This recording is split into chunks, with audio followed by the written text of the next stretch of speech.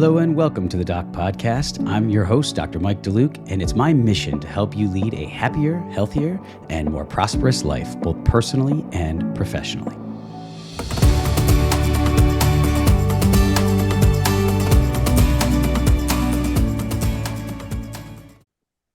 Hello and welcome to this episode of the Doc Podcast. I am honored and very excited to have the absolutely amazing Dr. Audrey Yoon with me as today's guest. For those of you who don't know Dr. Yoon, she's a dually trained orthodontist and pediatric dentist who specializes in sleep medicine. She completed her orthodontic and pediatric dentistry residencies at the University of California, Los Angeles. She earned her first Doctor of Dental Surgery degree at Seoul National University and earned a second DDS and Master of Science degree at UCLA, where she completed extensive research in obstructive sleep apnea. She is currently a clinical professor in the Sleep Medicine Center at Stanford University and an assistant professor in orthodontics at the University of Pacific, where she is also the founder and program director of the Pacific Ortho-Dental Sleep Medicine Fellowship Program. She established the World Dentofacial Sleep Society and serves as a founding president, is on the board of directors at the Edward H. Engel Society of Orthodontists in Northern California, sits on the board of directors at the California Sleep Society, and also sits on the international board of directors at the Korean Association of Dental Sleep Medicine. Dr. Yoon is a diplomat of the American Board of Dental Sleep Medicine, as well as a diplomat of the American Board of Orthodontics. And she somehow finds time to maintain 3 private practices in California, where she treats patients of all ages with a specific focus on airway management. And not to be outdone, she has published, and many of you know her for this, dozens of articles in the medical and dental literature on the topics of sleep medicine and orthodontics. So with that absolutely amazing background, I would like to extend a warm and sincere welcome to Dr. Audrey Yoon. Welcome to the Doc Podcast, Audrey. Thank you so much. Thank you for having me today. I always wanted to come, but somehow I can find the time today. So it's a pleasure to be here, and I'm expecting great time today. Yeah, same here. Thank you for finding the time. I know with your schedule, I mean, I've had some highly impressive guests on this show, and that background in CV is truly remarkable. What you have done and what you continue to do for this profession. And we were kind of talking beforehand. I was saying I go at a pretty fast pace, and I can be pretty intense. But when I read through what you've done and just seeing all the places you are, the places you speak, the things you do, and practicing still, all the teaching you do, it's just so wonderful. You've done so much for this profession. And I'm really, really excited to pick your brain a little bit today, let the audience hear some of the things they may not get to hear otherwise, and learn more about how you got to this point and where you see things in our specialty going from here. So thanks so much for being on. Thank you so much. Thank you. So tell me a little bit, if you don't mind, to just start about your journey to this point, even going back to kind of your training in Seoul and how you ended up at UCLA, and what was your journey like professionally to get to where you are today? I say my journey into sleep medicine began with a strong interest in the aesthetic aspect of medical field. So I don't know, you remember the show like Extreme Makeover and Oh, sure. Swan. Yeah. Yep. And there is a similar one in Korea they call Let Me In show. So now they have a different, like Let Me In Thailand. Now there's a different Asian version. Okay. But I was fascinated, especially by this, like the big transformations could change people's lives. So I graduated from Seoul National University Dental School, and where I developed very passion for orthodontics and orthogonetic surgery. And I love the idea of giving people beautiful smile and life-changing treatment like a jaw surgery. And especially during my 3rd year dental school in Korea, I had a patient with a Crouzon syndrome. And I was like thrilled to witness their life-changing transformations. I actually made expanders, and then we did a jaw surgery, and it made me proud to be part of medical care team. And we make our patients so much healthier, as well as a beautiful smile. So craniofacial growth and surgery has always been my interest. And that drove me learn more about orthodontics. So I was kind of pursuing more educations in United States. And I'm still now, even all with this aesthetic all with sleep medicine, aesthetic is still my core value when it Mhm. comes to treating my patient. I mean, at Mhm. the end of the day, my patient has to look beautiful. Yeah. But then during my dental school and residency, my introduction to the field of sleep apnea happened about 20 years ago in 2004 during my orthodontic residency at UCLA, Okay. where I was fortunate to meet Dr. Ronald Harper and Dr. Pe, both prominent figures in sleep apnea brain research. You probably saw those articles, sleep disorder breathing affect the brain structures and Sure. Yep. functions. Yep. And that affect the breathing and mood, and that those work quickly captivated me, and I ended up doing the master degree Okay. specializing in obstructive sleep apnea. And that time during my master's, I was looking at the cerebellum on the neonatal rat model. Mm. And if our neonatal rat went through those hypoxic condition, you see those Purkinje cell, which control the coordination, reflex, and it kind of serve as a filter of Mhm. our output signal, get destroyed. Like you see those cells like a pops, and it's very kind of like amazing things that you can see. Mm. But even then, I really didn't have connection between like orthodontics and sleep apnea. Okay. So the connection was not really clear to me. Right. Right. The turning point came about 11 years ago when I met Dr. Stanley Liu, who Hmm. is now the chairman of maxillofacial surgery at Nova University, Yes. where you Sorry to work, interrupt for a right? second, but I'm at Nova and I've gotten to know Stanley. I'm getting to know him better, and we're really excited for some of the things that we're going to be able to do at Nova. So, yeah, he is Yeah. absolutely amazing. What a brilliant man. I met him first time when he was the resident at the UCSF as an oral surgery resident. Okay. At that time, there are not that many orthodontists like comfortably doing surgery first approach. Yeah.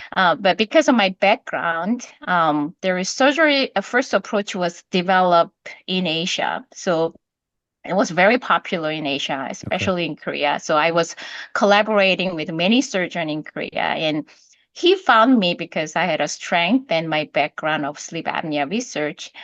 Because MMA is the perfect indication for surgery first approach. Hmm.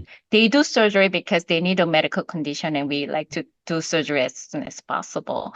So I started collaboration with the Stanford Sleep Surgery, Okay. and that time I also kind of experimenting with the MRP because as Hmm. an early adapter, Yeah, that's a that while time back. That was yeah, yeah. that was before even MSC like 2 was officially launched. Yeah. And so that time I was making my own custom MRP soldering with the like screws, Wow. the shields and stuff. And the patient who underwent the MRP reported that they breathe better. Mm. And some of them even saying that they don't need the CPAP or they can reduce the pressures. So I shared this like idea to Stanley Liu and then Dr. Capasso, and you should talk to Dr. Christian Guilleminault. He is Hmm. the godfather of sleep apnea. And Hmm. he's the one who doesn't know him, Dr. Christian Guilleminault. He's the one who coined the terminology obstructive sleep apnea Hmm. syndrome. And he's the one who found the pediatric sleep apnea, and he categorized it. He made the AHI score systems and all that. And he is a big fan of orthodontist, Mm. the big fan of orthodontic work. So I just briefly met the CG one day. I just Hmm. went to his office, and it's supposed to be a very short meeting, but I just show how MARPI can create more airway, and all of a sudden you see Dr. CG's eyes like getting so big, and he got so uh, excited the possibility. And I also saw it just also said it's not always working. Sometimes it didn't really work. I mean, that was very beginning. hmm. And he grabbed a pen as a neurologist. He started designing the Morphe mini Wow. screws. And, imagine neurologists Unreal. designing the on the mini screw, and It- it's supposed to be 5 minute, 5-10 minute meeting. It yeah. became 5 hour, Oh my kind of gosh. designing Murphy sessions. Wow. And then at the end of it, he says, like, this is amazing. I think we need to talk about this at the World Sleep Society meeting. Wow. We have meeting next year in Korea. You should talk about it. And I thought that he was crazy. I mean, like, I don't have research. I don't have many cases. And then he goes, Audrey, you show the possibility to the world. And I think that moment changed my life. And I started doing international lecture at that time. Yeah. But I mean, his passion for the pediatric sleep apnea was unreal. I mean, he always encouraged, imagine, and innovate. And then do just show the possibility, and you accept the criticism, and then that's how we learn, and that's how we move the field. So yeah, that really kind of uh, that became my inspirations. And then he also really passionate about the pediatrics sleep apnea. So he pressured me to come up with the growth modification protocols. Like, Okay. Audrey, you have to start somewhere because the people doesn't know where to start, and Right. you need to come up with some guideline. And Yep. I always told him, like, it's not publishable. Like, the orthodontic is just so this orthodontic is the area that nobody agree. We all have so many different mechanics. Right. You show to 10 orthodontists that we all have a different treatment plan. And if I say this is right, I'm going to get a lot of criticism, and Yep. I don't think it's even publishable. But then years pass, and a sleep expert like Dr. David Gozal, Dr. Click Kushida, and Dr. Pelayo basically just say it's the time. So we published the roadmap of craniofacial growth modifications last year. Yeah. And in the Journal of Sleep, which is our target journal. Yeah. Journal Sleep is the first journal in this field where CG founded. So that journal was dedicated to him. Wow. So I felt like I completed a long overdue homework by him after 9 years. Yeah, that's amazing. I mean, I wish I had the opportunity to know him. I kind of got into this on a national scene after he had passed, but people just speak of him with such reverence, and everybody with whom I speak who encountered him, knew him, literally just says that he was such a visionary and just such an amazing man who took the time. And I think sometimes people who are that smart have trouble seeing down the road, almost they're so rare, like an Elon Musk, people who are just brilliant, but they can see things that others just can't see, and they can articulate it in ways that others can't articulate. And he clearly, we all owe him a debt of gratitude for even being as far along in this process as we are, and someone who is a physician, not trained in dentistry and orthodontics, to understand it that well. It's almost incomprehensible that he could be that way. And it's funny when you're telling your stories, your story about that, there's two parts of that I want to just highlight that are actually very similar to mine, and kind of how I came about this and got so interested and passionate. And one was when you said about critically evaluating your cases. And, yes, that's empirical, right? Okay, it's a one-off case. That's something I don't feel orthodontists do enough of. And I'm not being critical. Practice is busy. Practice life is busy. I've had very, very busy days where the last thing you want to do at the end of the day is look through your D-bonds and your completions and start to literally look at their initials and their finals, look at those cone beams side by side, start to analyze the data and look at the overall changes you made in this patient orthodontically, orthopedically, look at the airway. And I feel like that's what's one big thing that's kind of missing, because I do that on every single case. And when you look at that completion, you learn so much. And as you said, if you didn't take the time to do that, you may never have noticed that they were improving airway. If you weren't continuing to ask questions and talk to the patients, and you were just quick checking them and moving on, you wouldn't have had that. So again, I want to draw attention to that, because I think a lot more of our colleagues would see some of this a little more easily if they just were a little more cognizant of that they're doing more sometimes than just straightening the teeth. And even in the straightening teeth side, you can learn a ton about what you did right and wrong by looking at those pre and posts.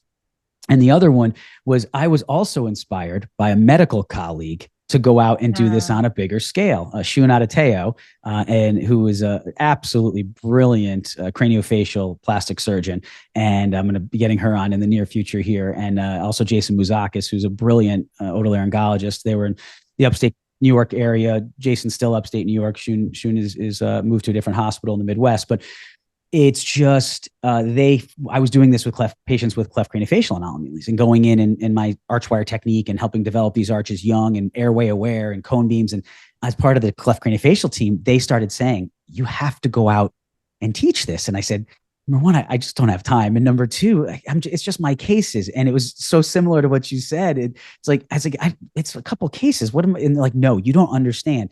You need to expose everyone else to what you're doing, and you need to start to get it out there. So I was struck by those two things. And I think a lot of us who are fighting this fight probably had similar experiences. And the more I talk to people, the more I realize that. Yeah. Yeah. It's amazing that, I mean, my first talk, the CG throw me in the international meeting was like 10 years ago in Seoul, Korea, and I really didn't have the many cases. Yep. So, but then I have very passionate patients that I still remember the patient actually drove 5 hours to do testimonials. So, because I really don't have many cases, I have only 5 cases to show. So I just make the 5 cases detailed, but the patient has such a long stories, and usually it's not like a very scientific cases, like you're talking to the international meeting and you just show testimonial. Right. But it's such an amazing cases. The patient was misdiagnosed as a narcolepsy. The patient is taking medication the whole their life. And then later we actually found out that the patient also has obstructive sleep apnea. And then we did the expansions, and I mean, his life changes. He changed. Yeah, he was running as an Ironman, and he changed his life record by 1 hour. It just after you are able to breathe through the nose, and I mean, he has very touching, testimonials. So I have those like 5 cases, and even though it's not very scientific, like a lot of medical colleagues that, oh yeah, you should really pursue, and there is so much things you can actually learn. So that was very, very positive feedback. Yeah. And it was the same with me. It was some of the patients coming into the cleft craniofacial center that I was doing this on were saying that and starting to talk about how different this was. And then in my own practice, same thing. Some of these patients I started approaching with an earlier treatment expansion philosophy instead of the traditional extraction philosophy, and waiting and watchful waiting, et cetera. And I was hearing their stories, and I said, preceding you, I had a dentist, Scott Province, on, and we talked a little bit about this. That episode will be coming out just prior to yours, but he said that he found that once he saw it once, and in his case, it was his son, he said, I couldn't not address this. And he actually said, as a general dentist, he said, I don't even want to have to be doing this. He said, I want the orthodontist to do this. He said, but I can't ignore it, because now that I know it exists, and now that I'm seeing this in my patients, and Stacy Becker, who I know you know well, and she says the same thing. She's like, Mike, I can I can do a lot better putting a crown on an implant financially, if it was about the money or the time, than I can by treating these younger kids. And so it is such a passion. And I think a lot of it does stem from those of us who have been fortunate enough to do this on our patients and have that impact. It touches you deeply when you see those patients' lives transformed. And I can hear it in your voice talking about that gentleman.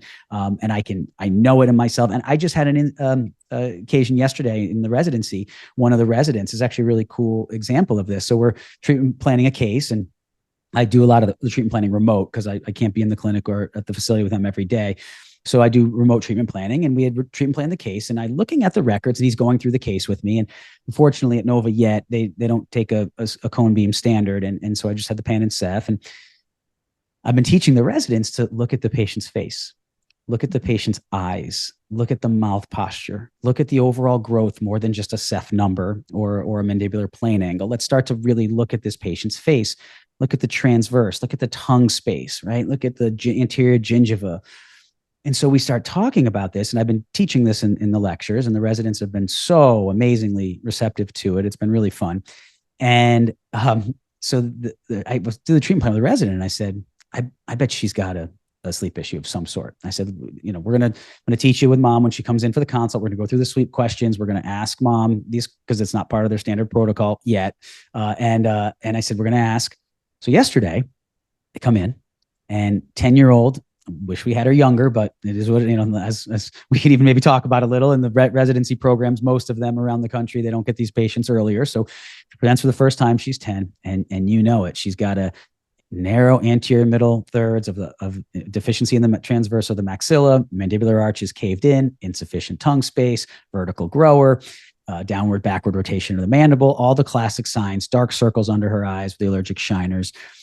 So I said to mom, and I went through some of the sleep questions, asking her about her sleep patterns and her breathing patterns and her school patterns and all of that. And mom starts to get that look that we all know, which is the look of, how did you know this? And why are you asking me this as the orthodontist? And I've done this enough times where I know when mom's got that pensive look. And so mom starts to kind of get wide-eyed. And she said, yeah, now that you say it, yeah, she does. She's really tired at the end of her day and she's struggles with her sleep and she's a restless sleeper and so forth. And so I said, okay, we're going to take a cone beam. And so we did. And I said to the resident, I said, I could be wrong. This is it right after the exam. I said, but I'm willing to bet when we get that cone beam, we're going to see that she has obstruction in the nasal passageways and or lymphoid tissue in the nasopharynx. I'd be willing to bet it. And I said, and I'll stand corrected if I'm wrong. Sure enough, Audrey, that's what we're facing. And I said to the resident in Austin, I said, you're going to change her life. I said, you are going to change her life because we're going to refer to our medical colleagues, have ENT and allergy take a look at her, find out why she has this hypertrophied nasal tissue and what's going on with the adenoids. We're going to go in and treat her and develop those arches and expand her and get space. I said, and you're going to change this little girl's life. And once you experience that, I don't know how you can be okay. I don't know anybody who's experienced that, who's like, yeah, I don't want to do that for patients anymore. I think let's just straighten their teeth and get out of it. So I don't know what your thoughts are on that, if you feel the same. Do you have questions about a clinical case or maybe a challenging practice management issue? Or maybe you're a new doc who's starting a practice and doesn't know where to turn for advice. Doc's private one-on-one coaching platform is here to help you succeed in all these areas and more. Just go to theorthocoach.com and select coaching from the menu to enroll. And now back to today's podcast. So amazing. And we actually, from patient, but also a lot of our colleague has their own, as you say, so their family members. When I had a Tufts mini residency program, a pediatric mini residency program, actually half of my attendee dentists came to learn because they have their own kid who has a problem. And then nobody can help the problem. But as a mom, we know something is not right. Like the mom knows. Mom knows that this is not right. But nobody can help. And then they actually come and then learn. It's amazing. And, when we had those mini residency, the program, like at the last day, we actually talk about cases. So do you have any cases just to bring up? And then they all bring their own kid, their son, their daughter, and a few of them actually flew from Canada, Florida, actually came to my office actually getting the treatment. Me, personally, I had my story with my own brother. Okay. So my brother, my youngest brother, is 12 years younger than me. So he's like my little brother. I raised him on my back. He's a legal guardian when he came to United States. He went to middle school, high school, and college in United States. And he had those typical class 3 long face underbite. So, as sisters orthodontist, I mean, I can't have anybody in my family has underbite. Right, so sure. I throw the braces when he was like, I think 21, and I planned for orthodontic surgery, and in conjunction with the surgery. So but then he has to move back to Korea because my father was sick. So I have to transfer the case to my closest orthodontist and surgeon friend. And surgery was successful. It's a typical, 50-50. We bring 50 maxilla forward and 50 mandible back. And the case was really good in terms of aesthetic and occlusion. So my friend presented his case for his orthodontic board, ABO cases. Okay. So, and he got ABO. So it's perfect in terms of ABO standard. Sure. But in Korea, if you're a man, you have to go to military service, like for 2 years as a mandatory. Okay. And my brother has to go to the military right after surgery. And even here, he's such a like healthy person. He never go to hospital when he was a little. During childhood, but then I start hearing he had a super loud snoring, like you can hear from next door. And once he started the military service, during the military training, he developed the respiratory distress. During training, he ended up hospitalized a few weeks in military hospital. And then he received some nasal palate surgery because he couldn't breathe. Wow. And now I know better. He developed those obstructive sleep apnea. So I did test it. Now I know. And then, of course, he got diagnosed. And now he's using oral appliance to control. But that experience taught me that whatever we do as orthodontists, especially like orthodontic surgery, significant impact the patient's health if we perform without careful attention to the airway. So like ever since that, I really prioritize the airway when we planning the skeletal surgery. So it's impossible to ignore this clinical relevance once you are aware of it. So we always say once you see it, it's really hard to unsee it, right? So true. So yeah, but it's amazing that whoever is really passionate in this area, they all have their personal stories. Like they're themselves, their kids go through, and they just know it. Yeah, it really is, and it's amazing. We'll talk a little bit more in a minute, kind of the resistance, the people that don't agree with that. But before we get into talking about that, and I'd like to talk about that side because I want to talk about how we can kind of solve it, what we can do about it. But talk a little about with Dr. Guilleminault and the AHI scale. I guess I think it was in the 70s he developed that, and then I know I've heard people say that he didn't love that there were these parameters, and I know a lot of with the 2019 AAO white paper. Two big problems I have. One is that they focus solely on obstructive sleep apnea, and that is a diagnosis even with kids, and kind of mainly talking about the pediatric population, but we can certainly talk about the adult as well. As he had started it with the adults and then it was extrapolated to the peds. But the other part of the AO white paper that always always been very confused by was how they said that the responsibility of the orthodontist is to send this patient to the physician, the primary care physician, which would be the pediatrician, and have them be the quarterback of the care and tell us what we should do. And, again, I know negative comment wanting to be made about physicians. I'm not looking to make any disparaging remarks, but this isn't their area. This is our area in the craniofacial growth and development and how we address deficiencies in jaw growth. And it's not theirs. They shouldn't have that responsibility put back on them. And I don't even know if they would want that responsibility. The ADA in 2017, a couple years prior, I think did a great job with their message. And that was essentially, we're all required to evaluate these patients, all dentists, for sleep-related breathing disorders. They referred to them as SRBDs, and which I like much better than just OSA. And then we're required to then work with our medical colleagues and refer to the patient as needed based on our findings, and then perform evidence-based orthodontic dental care to correct whatever deficiencies or issues we see. And I always say to people, like, I don't think it's that's very complicated or controversial to say, diagnose your patient, and if they have a sleep issue, we can certainly find it out. Work with your medical colleagues for areas that aren't your area of expertise, and then perform treatment on treating the etiology or something that you're seeing as a deficiency that you would be performing anyway. In this case, a lot of times it's expansion or mandibular advancement or whatever the case might be.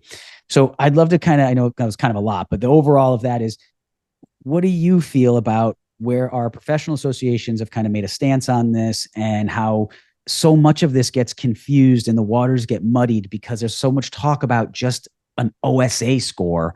And I think a lot of people miss so many other issues that maybe don't get diagnosed as obstructive sleep apnea. Yeah, I mean, so sleep medicine is a very young field, and the father of sleep who studied this whole field is Dr. Dement. He passed away recently, and then Dr. Christian Guilleminault, who coined the terminology of obstructive sleep apnea. It's very new. I mean, this all just came recently, and then we learn little by little. I think originally the polysomnography, also developed by Dr. Demand and Dr. CG, that was developed for adult, and then later the CG thought that, okay, children also can have sleep apnea. So he actually coined the terminology pediatric sleep apnea in 1976. The first time he reported 7 children. And the problem with the pediatric sleep apnea, I think, is there is too much attention of AHI score for treatment decision. Yeah. And that kind of overlooked the key diagnostic factors. So AHI is still good metrics. However, it's not perfect metrics, especially when it comes to the children's, because many symptomatic children shows normal or very mild AHI, and especially for the kid, they are very flexible, that they kind of change their sleeping position. They are very resilient to kind of change the positions, so that it may not fully capture the complexity of pediatric sleep disorder breathing. So and what you're saying on that, Audrey, sorry, just for those who may not understand, correct me if I'm wrong, but it's that because of that, they're able to, and because of their more active sympathetic nervous systems as well, they're not getting a greater than 10-second episode of an apnea or hypopnea, because they're stimulating or moving or getting some patency by turning upside down, essentially, during sleep, as opposed to an adult who wouldn't. Is that correct? Correct. Okay. So a lot of times for the children who is very symptomatic, and when you do the sleep study, and also the sleep lab has to be very specialized to read the pediatric sleep recording. Not every lab specializes it. Great point. And so then a lot of time they just get negative AHI or borderline AHI or very mild AHI. And then there's people actually, like negative AHI, they don't need it. Anything, they're fine. Right. So negative AHI does not mean this children is healthy. I think the CG, I remember the CG told me that even though he was the inventor of AHI, he almost regretted using AHI scale for the pediatric sleep apnea. And then later, even adult, same thing for thin female, we tend to have very low AHI, even though they have a lot of depressions and insomnia. They have like a lot of other issues. They're very symptomatic, but we tend to have very low AHI. So that's why the CG later, he kind of coined another terminology, upper airway resistance syndrome, where when you do the sleep study, AHI maybe looks normal or very borderline, but we need to treat them the same as obstructive sleep apnea. And I think there are the big move, try to find the better metrics to treat. And this is a very well established knowledge that the children and young thin female, they tend to get underdiagnosed, and they need more attentions. Yeah. Do you know anywhere that, since you're so in touch with the research side and the academic side, is that research happening anywhere where they're looking more into developing different metrics for this, or sort of adjusting the current metrics? I think last year, Dr. David Gozal group, they published the article that after they do the blood testing, they found this 32 molecular marker, which can be the sign of the sleep disorder breathing. So it's exciting. Hopefully in the future, we can just do simple blood test to see if our kid has a sleep apnea. So, bottom line is sleep apnea is inflammatory disease. Yep. And the comorbidities and associated deficiencies that result, whether neurocognitive or behavioral, cardiovascular. I mean, there's just so many downstream impacts, not just at that time, but their whole life. And unfortunately, I think a lot of people think, oh, people who believe in this and orthodontics and the role in sleep medicine, they think that they're solving, they're diagnosing and treating airway disorders. None of us have ever, I mean, I don't, maybe there's some people out there saying that, but the people I talk to, and we're not saying that. What we're saying is we have a role in uncovering the symptoms and figuring out a patient that might be suffering, and then working with our medical colleagues to make a formal diagnosis if needed.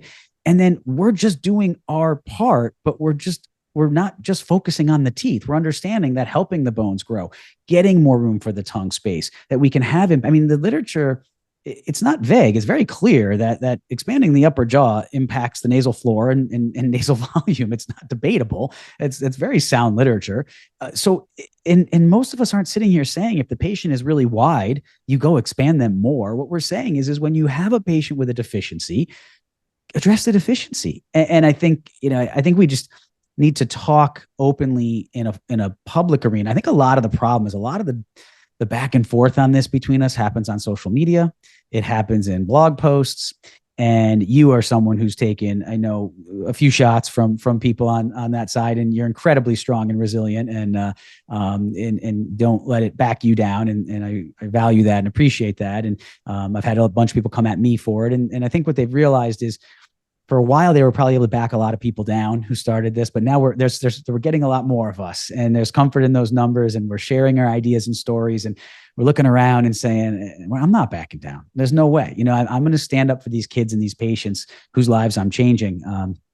And so I appreciate you giving that perspective on the OSA side of things, and how Dr. Guilleminault, how that evolved over time, and the calls for additional data and research. And then on the data and research side, one of the things that a lot of people who look at this whole thing negatively, mostly orthodontists, and us both being one, we can obviously speak to this very objectively. And I'm not making disparaging remarks about my colleagues. I love my profession. I say that all the time. I love my profession. I love everything about orthodontics and orthodontia.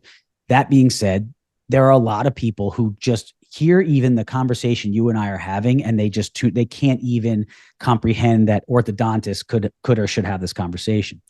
One of the things I always go back to is there are no data, there's no literature, there's no randomized control, double-blinded studies over 20 years showing that if you had a treatment population and a non-treated control, that you're actually having a true impact on these patients. And I've talked about this many times, many people on this show, Bill Harrell and Kevin Boyd and Stacy Becker. We've talked a lot about the ethics of that. I mean, you'd have to essentially be denying treatment to a segment of the population that you knew was suffering at that point. If it's in your practice, I mean, take that patient that I was talking about in the residency. If they're in the control group, it's like, well, looks like we can't do it on you. So, there's some ethical concerns, but it's also the time that takes to play that out, and all the patients and all the lives that we would just be sitting, letting go. And Peter Attia, I talk about this a lot, but Peter Attia in Outlive talks about the need for the value of evidence-informed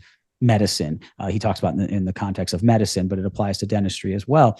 Whereas everyone's all focused on evidence-based, but evidence-based is not necessarily, that's just kind of a construct that everybody grabbed onto. But evidence-informed, which is exactly what the stories you were telling were with those initial patients with Dr. Guilleminault, and going and showing them those initial expansion cases, that's evidence-informed. And I'd love to hear your thoughts on why people who are so against this dig in so deeply on that issue. I think so. Not enough evidence versus evidence which is not working is different. Mm-hmm. Yeah, good point. And actually that level of evidence, they say is not strong. But if you type the expansions and the breeding, mm-hmm. There are 11 systemic reviews, 5 meta-analysis. Now there's like over 130 single study published. Mm-hmm. So it's not really not enough evidence. Yes, mm-hmm. We don't have those double-blind randomized control study. Mm-hmm. But also, I think the approach has to be a little bit different, because the mm-hmm. palatal expansions, or, we know the ortho, it's just like we are targeting only one structures of the craniofacial structures. Mm-hmm. So you cannot really compare to like CPAP. Like you just throw the expansion everybody and then you expect it's going to work. Of Mm-hmm. course, there are the cases not going to work. Yep. And I think our goal is just not denying the palate expansions or craniofacial structures because there's a few cases not working. Mm-hmm. I think we really need to focus why this case is not working. Right. And we have to really like study that so that we can get the better phenotyping to increase the success. Yeah. And then we actually learn from them.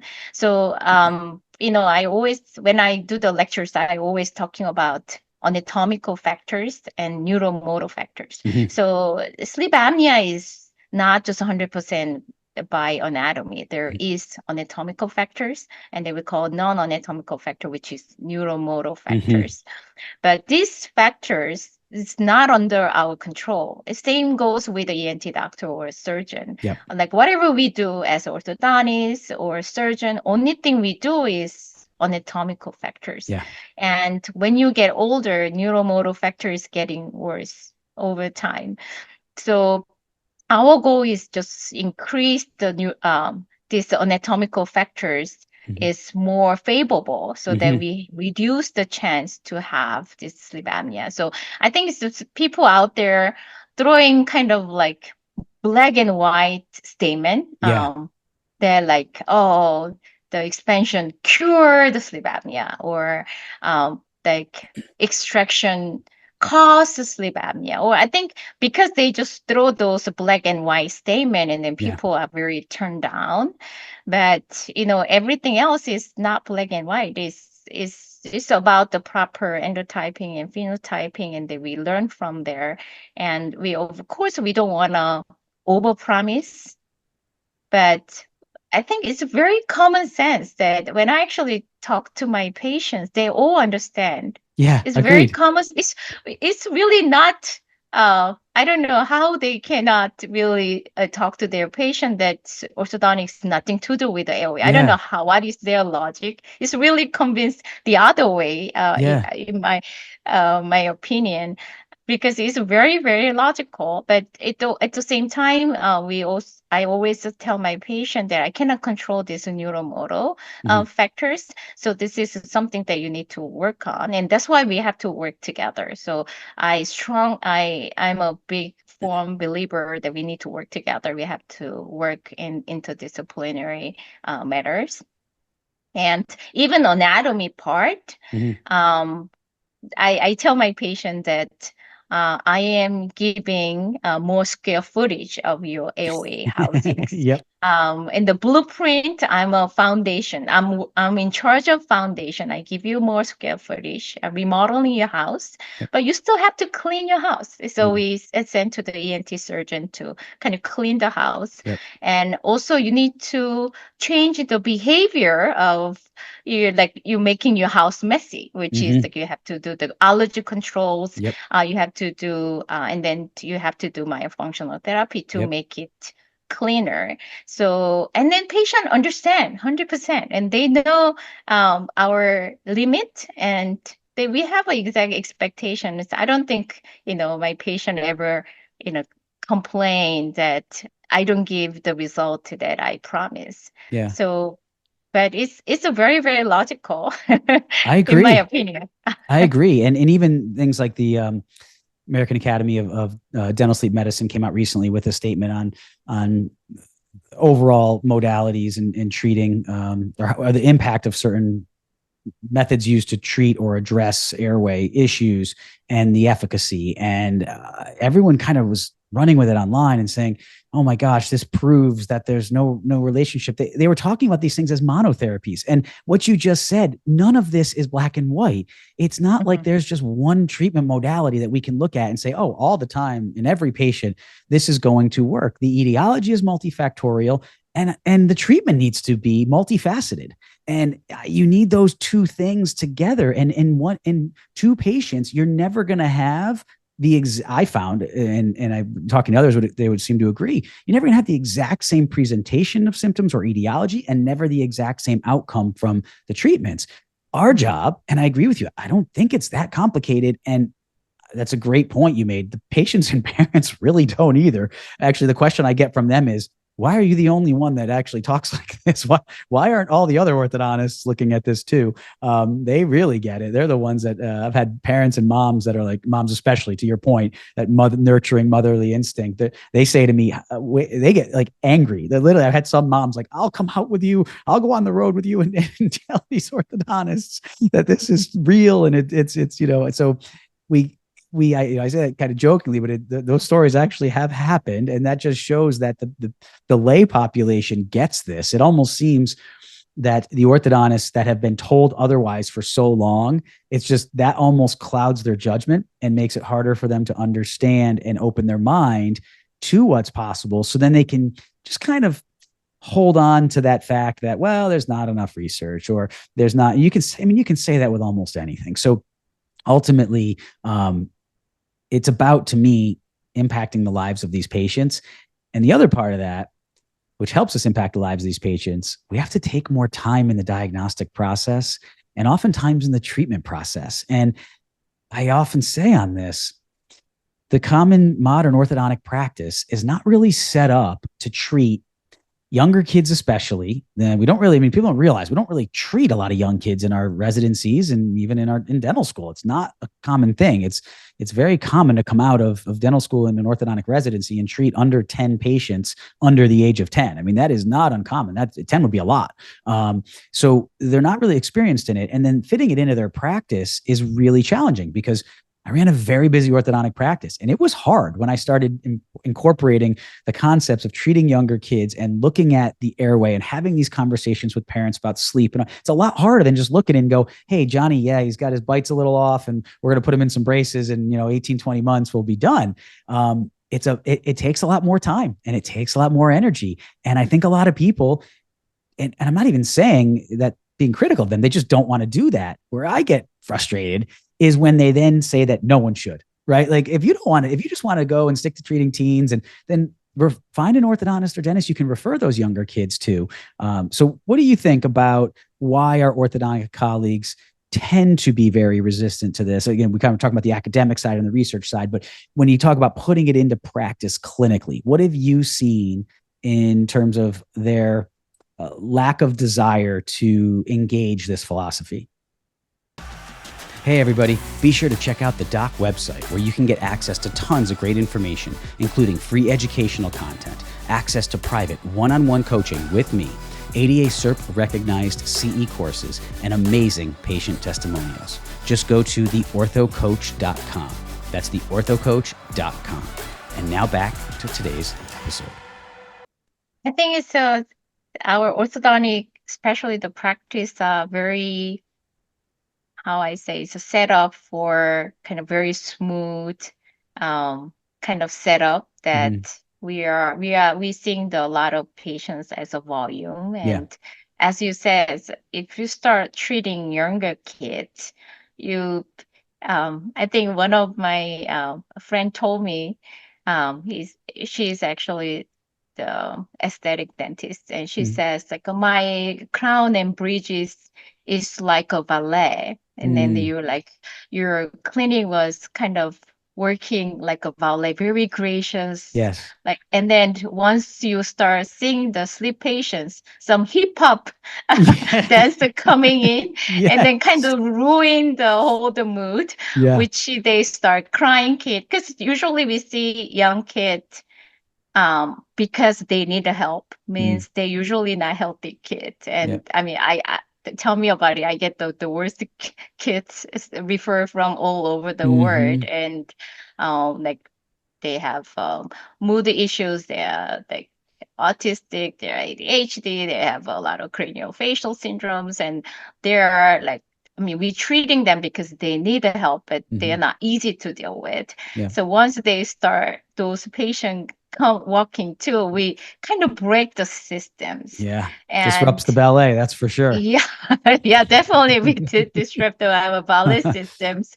And I think I'm just doing it because I have a mission and I feel like passions to Yeah. do it. But in terms of if we're just looking at the numbers and productions, and it doesn't make sense. Actually, it's not helping. Yeah. But Agreed. we think because we get different award and we really like feel that we help our patients, so we are doing it. But I think, and then also there is a lot of like unknown fears. Mm, I think they're afraid that yes. because it's just a lot to new things that I need to learn and they're Yeah. not comfortable with. Yeah. And you have to deal with the young kids. I mean, Marpy, same thing. It's like now you have to drill it, or you Right. have to, I have to do injections, and this is not my valet, normal Invisalign practice. Right. It's a lot of new thing. And then I think also there are I heard people take, because orthodontics, we are such a like type A, like a Yep. perfectionist, that oh, I think they're gonna start blaming us, that the case I treated in the past, why we didn't do it, or Mhm. why we extract the cases, why Yes. we did this case, why you didn't treat early. And I think they kind of feel the fears. Yep. But I think this is so much a positive thing. I believe is I love our professions, and it's really the chance that we make our specialty to different level, Yes. that we are really the medical specialty. We are not just orthodontists, so also pedic, right? Hmm. We are Yeah. a Right. Good. dental and also pedic Yep. specialty. We are changing their facial structures. We actually change their lives. It's we are in the medical field. We are not. We just technicians to move the field. And now there's a lot of AI doing kind of replacing the another kind of new jobs. But Mm, this is something that only we can do it as a mm, doctors. So I think it's very, very important factors in, and we need to embrace. yep. It's instead of just denying and throwing people who is working hard to the trash, we really need to kind of support and how we can actually work together Yeah. to make our profession to the next level. And I think the reason that AADSM, the statement, actually, if you're looking at statement, it's not really all bad. It's just That's what basically I says said. Yeah. It's like, it's not enough evidence, but yeah, it just I doesn't have know. any evidence. It doesn't work. That's what I said. Um, And when I chat, I'm like, they're not saying this doesn't work. They're actually saying that it can be effective and it's up to the practitioner to decide how to use it. I think a lot of people were trying to almost misconstrue what they actually said because it kind of sounds salacious and it's a headline. But I agree with you. If you actually read it, it's just like, yeah, each and one of these things in and of themselves, you don't know when it's going to be effective necessarily and when it's not. But they're not saying it doesn't work. And then actually the most interesting thing is the expansion is actually they didn't have conclusions. So the Yeah. other one Yeah. says not enough evidence, Yep. but then expansions doesn't say even not even enough evidence. They couldn't come to the conclusion, because I know who are in the meeting, and Yeah. they're kind of half-half. So Yeah. the half are very favor and the half is against. So they couldn't come to the final conclusion, but it didn't say anything negative thing either. So just a matter of we do more research. And I mean, I'm in this field for a long time, and I mean, you will see more and more, and I think more patient is coming to you to request this. So it's Yeah. you cannot really deny. Yeah, I think And that's what they're fearful of is the more people talk about it, the more they're going to be expected to do it. And if they don't want to do it, but I've often said too, I mean, there's plenty of patients to go around. If you want to just treat all adults, like and just do Invisalign, you can do that. If you want to have a practice that focuses more on younger kids and what we're talking about, sleep awareness and understand working with your medical colleagues, then do that. And I think hopefully that's what will sort itself out over time is people will just realize that the one orthodontist doesn't have to treat every patient from young, from 3 years old to 90 years old. You don't have to. You can, but you also can find your sweet spot. And I did a lot of adult work and a lot of adult treatment, very comprehensive, very interdisciplinary care. It took a lot more out of me. I just I did it. I loved it in a sense of the results I got, but it didn't speak to me as much as, say, treating, a 6-year-old who came in not breathing well and being able to work with my medical colleagues. And that was me. I mean, I did a lot with cleft craniofacial. Some orthodontists don't want to touch it. And for that, it seems like we're okay with it. Yeah, I don't do a lot of cleft craniofacial, and they'll send to a colleague who does. But when it comes to some of these other things, and I think maybe it's because there's just not that many patients that are cleft craniofacial, so they're not worried about it impacting their practice, whereas obviously there's a lot of young kids. So I don't know. It's going to be interesting to see how it plays out. But what about the people who say, because I know you've been pushing the envelope even earlier than I had with treating, that I've actually heard people say that it's inappropriate, defies the standard of care, malpractice to treat kids 3, 4, 5 years old. And I challenge them to say, they say there's no literature, no evidence that it's effective. And I've challenged them and said, show me evidence it's ineffective. Show me where there's a law that says, or some statement that says it's unequivocally wrong to help a younger child grow. I've yet to see that. So what are your thoughts on that? Because I know you've really pushed that envelope and you're super knowledgeable in that arena. So if actually looking at the AAO website, the earliest screening, their recommended screening time is 7 and younger. Mm-hmm. So it doesn't say at 7, or it can be younger if the patient needs some other problem. And then if you're going with the AAPD guideline, so American Academy of Pediatric Dentistry guideline, and there is actually sections, the primary dentition sections.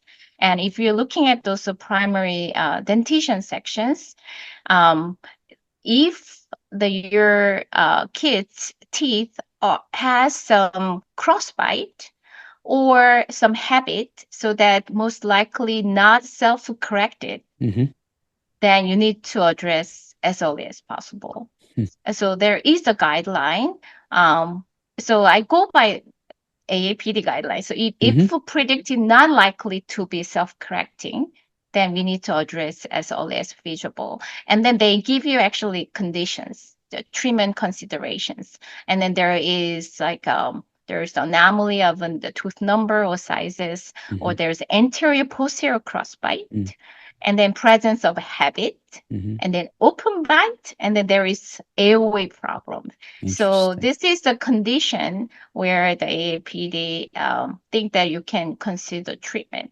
So if my 3 years old, 4 years old patient come to my practice, they are perfect teeth, normal growth, there is no issues. I mean, I don't treat every 3 years old kids. Right. Of course. And they don't need to. Right. And or every 6 or 7 year old kid for that even matter, 6, right? 7 years old, even 9 years old, Right. they don't need to treat if they have no prior issue. Even like a simple crowding or a simple like spacings, there's no reason to do it. Yep. However, there is a habit, and you think that actually make the growth, their trajectory of growth is gonna be compromised, or there is an airway problem that you think that you intervene right now that actually help with their medical conditions. I intervene anytime. So it's really kind of sometimes a subjective judgment, but I go by their problem list. Usually the patient who come to me, they're young age, they are not healthy, and they have all this problem list, and we go over that what is the most important, like priority treatment. And a lot of time I actually refer to them to ENT doctors and other medical colleague. Interestingly, a lot of these patients actually get referred to me from my medical colleague that they are out of options. They already removed the tonsil. They already did everything they can, and the patient is symptomatic. And surprisingly, there is not that many options for our kids. And Yep. then often they send to me that, Audrey, there's anything you can do to Yeah. improve. Yep. Um, I think their expectation is not high. They're not expecting that I'm gonna cure everybody. Right. But if there is anything that you do for this patient and you think is improve their medical conditions or their life, or just to try something. And so my practice is a little bit different. I get a lot from the referral base from my medical colleague, and they surprised that a lot of times, again, not always, but a lot of times, the patient feels so much better. And Yes. these days, actually, I don't know. I mean, in my populations, especially our patients has HMO insurance or they are hospital based Hmm. and or Medicare. I one of my office actually even accept Medicaid the populations. Hmm. And if I refer them, the earliest appointment with the primary doctor is 2-3 weeks out. And then from there, it takes another 2-3 months to get referral to the specialist. Hmm. And then another like 6 months to see the doctors, doing any test. And then by the time they get like tonsillectomy or surgery, it's pushed out in 1 year. And by the time I finish all my growth modifications, by that time. Yeah. So if the patient has this obvious craniofacial deficiency, Hmm. and if I think that that helps for medical conditions, then I don't wait. Yeah. No, I completely agree. And completely agree the fact that I saw so many referrals coming from my medical colleagues once I started doing this. Once you start doing it, I mean, I have a lot of medical colleagues that's like, you're the only one. Is there anybody else like I Yeah. can Yeah. refer out? Because it's they actually need help. Yes. A lot of these kids, they just, even medical colleagues, they don't know what to do. And Yeah. there are so many things that we can do actually. Yeah, I heard that all the time as well. The why are you the only one doing this? Why aren't your colleagues doing this?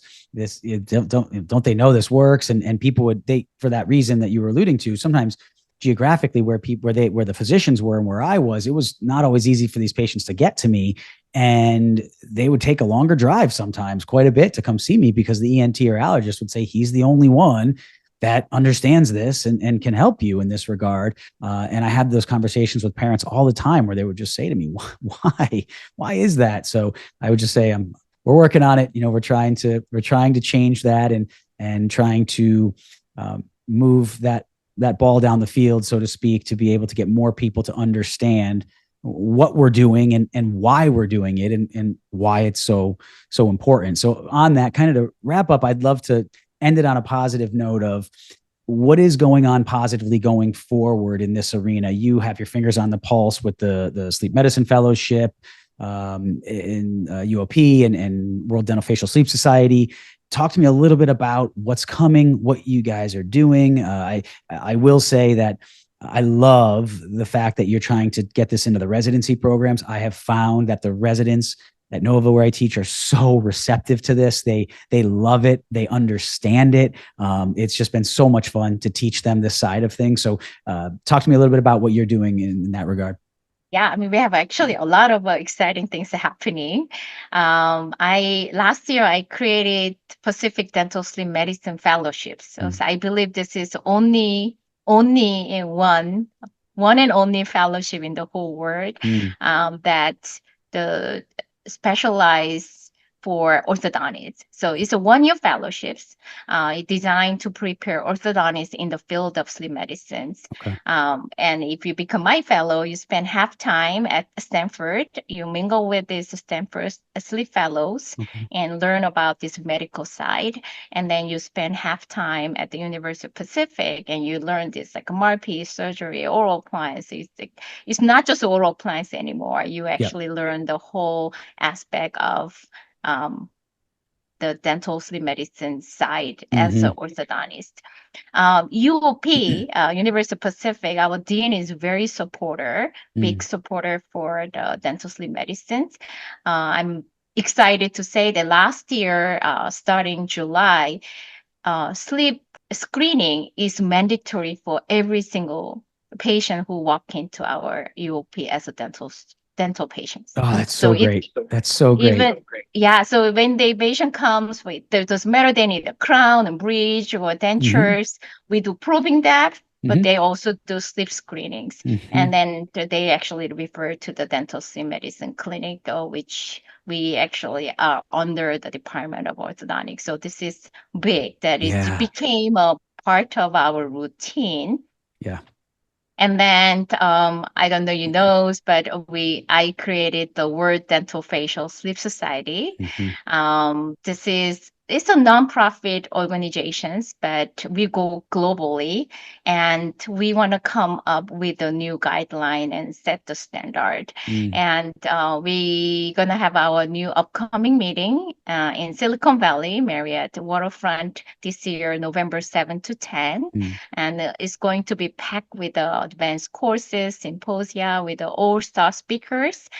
And we will also have a memorable Stanford experience program. So it's like a showcase of history of sleep medicine at Stanford, as well as a current research, clinical program, and facility. So you also will be able to meet the prominent Stanford scientists like lab, and you will do a tour of a Stanford sleep lab. Wow. So join us and be part of the history. It will be fun. Yeah, that sounds absolutely amazing. That's really cool. So you just kind of created that concept or this is just part of your effort to just build the awareness of this.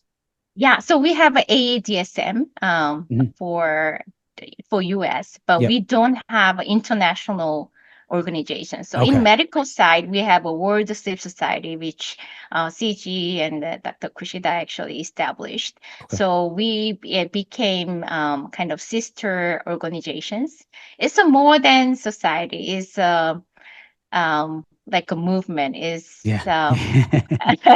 it's camaraderie. You feel like you see this group of passionate people with, we get united and move this field to globally. And within a year, the more than 11 countries dental sleep society became affiliated society. Pretty much every sleep society in the world actually became our part of our World Sleep Society. The problem is most of country doesn't have a dental sleep society. That is a problem. So we are pushing to each countries. So this year, Hong Kong and Malaysia started their own dental sleep society. Next year, Kuwait, and then there is some movement in Thailand and the Philippines. So it's exciting that the world is joining us. Oh, that's so great. So awesome. I mean, really, I want to take a moment, just recognize you, just all you're doing. It's truly amazing. And we would not be where we are today in this fight if it weren't for you and your efforts. And I won't belabor on the fact that you've taken a lot of arrows in your back from a lot of different people, and you are extremely tough and resilient to fight through that, and let you know you've got a friend in me. And if you ever need help with anything in terms of anything I can do for you and what you're working on, I'm happy to be there by your side with it. But thank you for persevering through this, continuing to advance our field, especially in the area of dental sleep medicine and orthodontics. It's amazing. And I think it all started back there with you walking into Dr. Guilleminault's office with a few cases and taking the time to just observe that you were doing something different and seeing something different. And here, a little over 10 years later, you're in a position where you're not only changing lives yourself, but changing the lives of other docs who are then going and changing the lives of patients around the world. And it's just so amazing. And I know you're humble and you probably don't even want me to say that, but I think it just needs to be recognized that you're just such a leader. And I just appreciate the ground you're breaking, and let you know we're there with you to fight this battle. And thank you so much for your time, for being on the show, for all your wisdom and knowledge that you shared with the audience. I really greatly appreciate it. Thank you so much. Thank you for having me. Yeah, you're very welcome. My pleasure. So Dr. Audrey Yoon, thanks so much. We'll talk again soon. Thank you. All right. Bye-bye. Thank you for tuning into this episode of the Doc Podcast. Be sure to visit theorthocoach.com to get access to ADA CERP recognized CE courses, or to schedule a private one-on-one coaching session with me. Also, if you know of someone who would make a great guest for this show, or if you'd like to be a guest yourself, please email me at drmike@theorthocoach.com. And be sure to join the doc community on Facebook for more great content. Thanks so much for listening. And always remember, you have been blessed with the ability to do amazing things.